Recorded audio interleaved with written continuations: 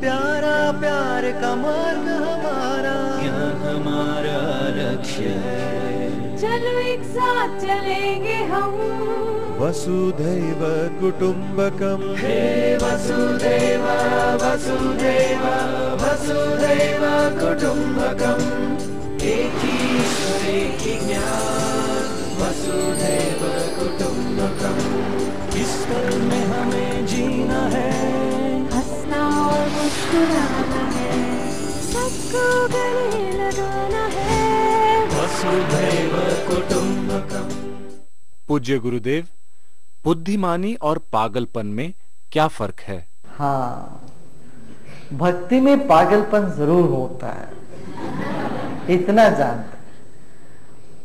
और पागलपन भक्ति के सिवा भी रह सकता है, जैसे राजकारणियों में होती है। और तुमने फर्क तो कह ही दिया, अलग अलग शब्दों से तुमने जब बोला है उसमें तो फर्क है ही। भक्ति में दोनों है, विवेक भी है, पागलपन भी है। वो भक्ति में जो है वो विवेकवान पागलपन है। अविवेक में हो सकता है कोई पागलपन ना हो, राजकारणी में जैसे होता है। अक्सर लोग पूछते हैं यदि भगवान है तो फिर इतना अनाहुत, ये अतिवृष्टि अनावृष्टि और ये सब उपद्रव दुनिया में होता क्यों? जब भगवान सब जगह मौजूद है, सर्वत्र है, करुणामय है, सब है, फिर ऐसा क्यों हुआ? यह प्रश्न है ना। हाँ, प्रार्थना भी सब लोग कर रहे हैं, फिर भी भूकंप क्यों हुआ? भूमि हिल के भी तुम्हें जगाती है। इसमें देखो ना, जो भूकंप हुआ है इससे कुछ कल्याण ही हुआ। जो हमेशा अपना पूरा सिक्योरिटी, अपनी आधार ईंटों में और पत्थरों में देखते आए हैं, वो अचानक सजग हुए कि जाके देखे, रे मेरा आधार तो ईंट पत्थर नहीं, रुपया पैसा नहीं, वो ईश्वर है। भूतों में विश्वास रखते थे, ये पंच महाभूत है, इनमें विश्वास रखते थे। इनसे विश्वास हटके अब अपनी चेतना में, आत्मा में, ईश्वर में विश्वास होने लगा। ये भी तो कुछ अच्छा ही हुआ, कल्याण ही हुआ। और जहां भूकंप हुआ वहां पानी आ गया, वहां हमेशा पानी की कमी रहा करता था, आजकल वहां पानी आ गया। तो अभी और 100-200 साल में वो गांव पुनर्निर्माण नहीं हो सकता था, अब तुरंत ही होने लग गया वहां पर। तो हर विनाश के बाद नई सृष्टि होती है। प्रकृति जो भी गड़बड़ करती है उसमें कुछ भलाई भी है, यही सब। प्रार्थना का अपना ही महत्व है, ये नहीं समझना। प्रार्थना का अपना ही स्थान है, महत्व है, जरूर है।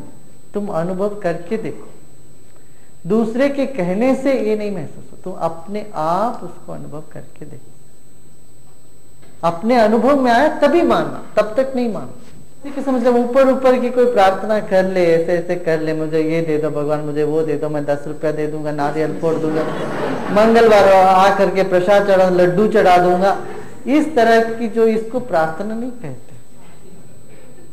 प्रार्थना वो है हमारे अंत स्तर से जो निकले, उसमें जोश है, उसमें बल है। गुरुदेव, क्या ग्रहों का हमारे जीवन में प्रभाव है? क्या नवरत्नों के द्वारा इस प्रभाव को कम कर सकते हैं?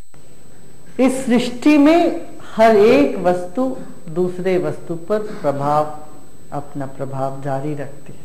एक बूंद जहर 80-90 किलो तुम्हारे शरीर को 1 सेकेंड में खत्म कर सकती है। हवा में एक छोटा सा एक कण हवा में जहर हो, वो तुम्हें खत्म कर सकते, समाप्त कर सकते तुम्हारे जीवन को। जब ऐसा प्रभाव है तो ये सूरज, तारे, चांद, इनका किरणों का प्रभाव जीवन में नहीं है, ऐसे कैसे मान लोगे? एक अणु जब विस्फोट होता है उसका किरण, एक अणु जो दिखता भी नहीं है, परमाणु बम कहीं गिरे, उसका प्रभाव हजारों साल तक, हजारों मील दूर तक बना रहता है। फिर सूरज और चांद और तारों से जो किरण आते हैं, उनका प्रभाव नहीं हो सकता जीवन में, बुद्धि में, मन में? जरूर होता है, होता जरूर है। मगर बात सुनो, पर ऐसा नहीं है कि तुम्हारे भीतर भी कोई शक्ति नहीं है, तुम भी उन सब पर प्रभाव कर सकते हो, तुम कोई कम नहीं। ये होम्योपैथी का प्रिंसिपल शुरू हुआ इसी से ना। होम्योपैथी का सिद्धांत क्या है?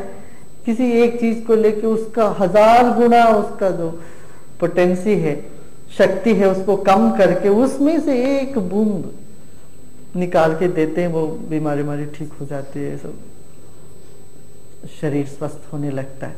होम्योपैथी का प्रिंसिपल यही है। तो ग्रहों का प्रभाव जरूर है मन में, बुद्धि में। जैसे मन पागल खानों में देखोगे तो वो अमावस्या पूर्णिमा के आसपास उनका पागलपन अधिक बढ़ता है या गिरता है? क्या हमारे शरीर में 60% पानी है, और पानी के ऊपर चंद्रमा का बहुत बड़ा प्रभाव है,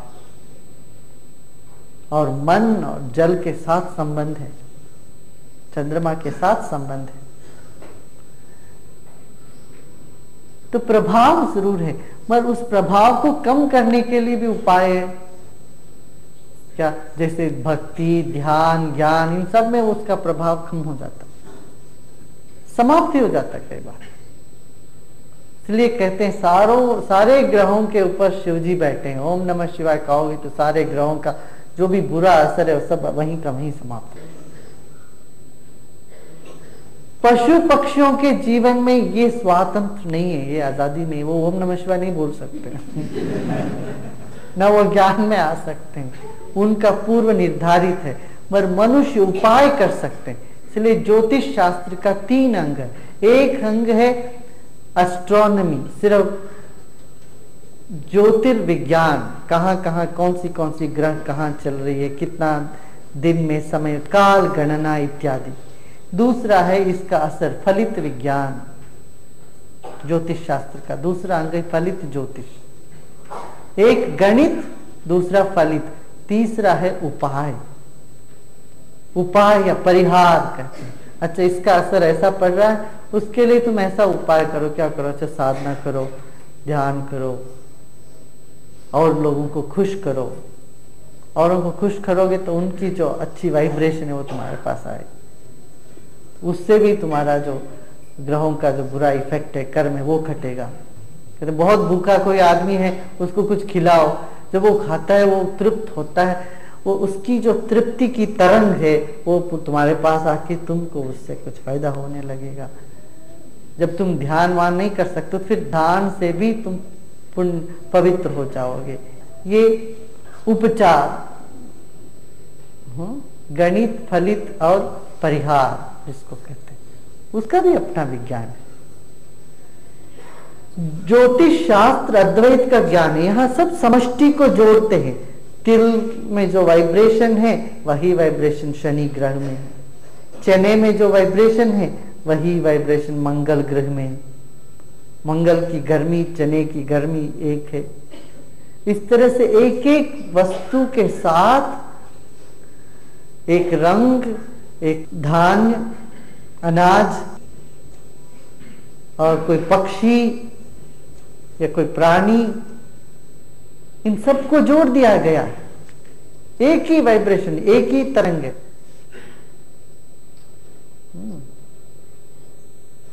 जैसे गेहूं सूर्य से जुड़ा है, चावल चंद्रमा से जुड़ा, शीतल करते चावल, गेहूं गर्मी पैदा करता है।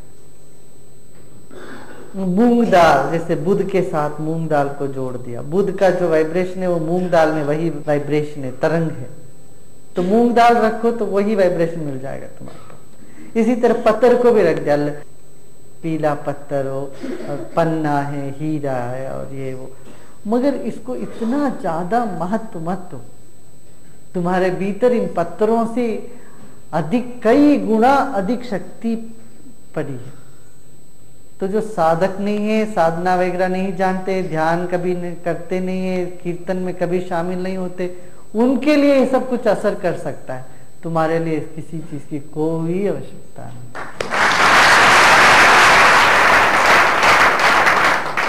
गुरुदेव, कर्मों को काटने के लिए क्या करना चाहिए? कर्मों को काटने के लिए ज्ञान, सजगता, प्रेम, भक्ति, कीर्तन, सेवा, कर्म में सेवा, इसी को यज्ञ कहा गया। यज्ञ माने सब तीनों मिल गया, जहां ज्ञान भी, प्रेम भी, कर्म भी, सेवा भी मिल जाए तो उसको यज्ञ कहते हैं। और यज्ञ ही मनुष्य को पवित्र कर देता। अब ये बैठे हैं तो ज्ञान यज्ञ है, यज्ञ चल रहा है। इधर गाते भी हो, कुछ समझते भी हो, भोजन भी करते हो, सुबह कुछ सेवा भी करते हो, 1-8 घंटे सेवा भी करते हो ना, इधर उधर प्लास्टिक वास्टिक उठाते हो, सब करते हो, उधर बर्तन मांजते हो, कुछ। ये तीनों का संगम है जिससे कर्म कर जाते। और इन सब से ऊपर कृपा, कृपा एक चीज है जिससे भी कर्म कर जाते। भक्ति और मुक्ति में दुख से निवृत्ति मुक्ति है। मुक्ति जब अच्छा नहीं लगे तो भक्ति।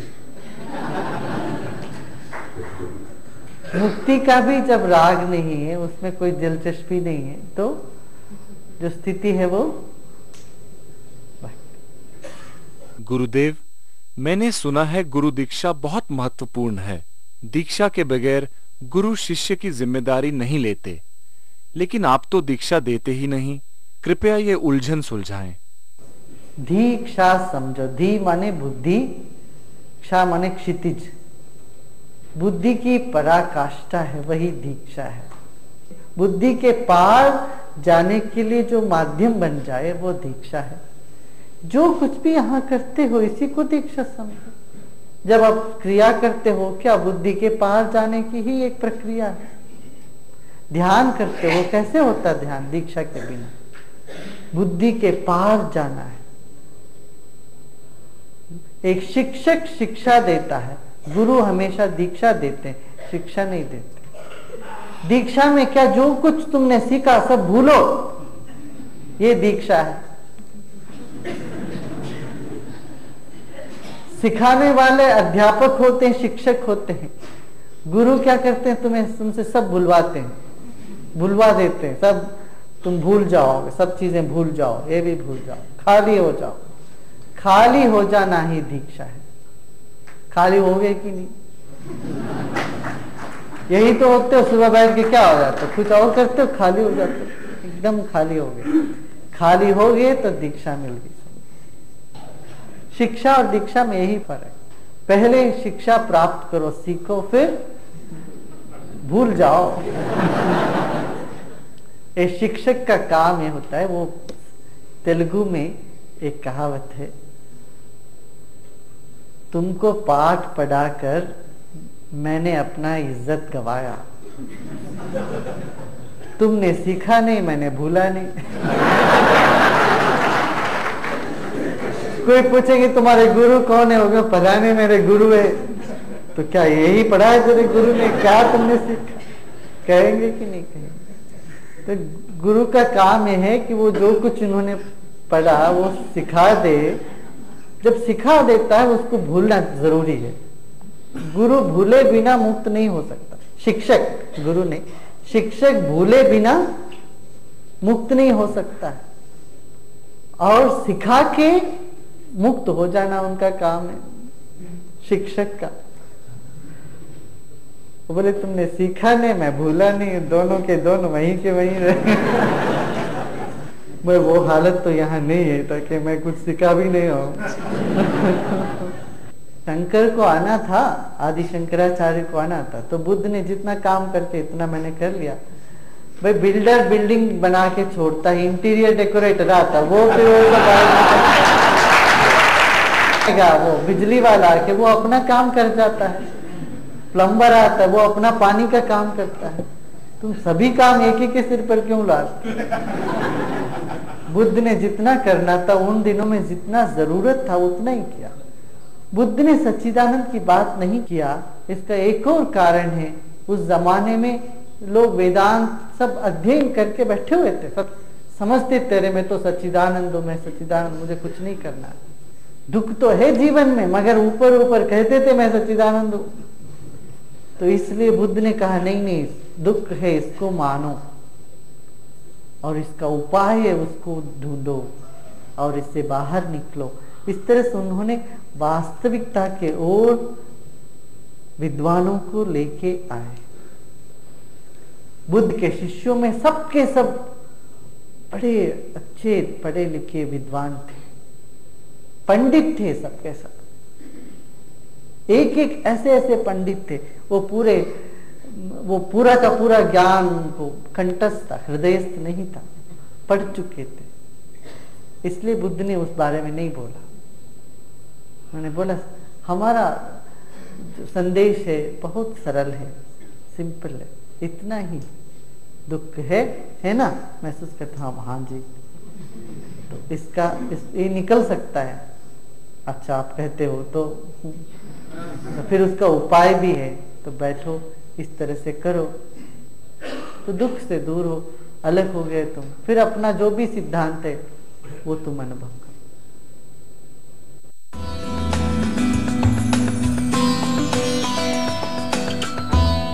लिविंग के सारे उत्पादों को ऑर्डर करने के लिए लॉग ऑन कीजिए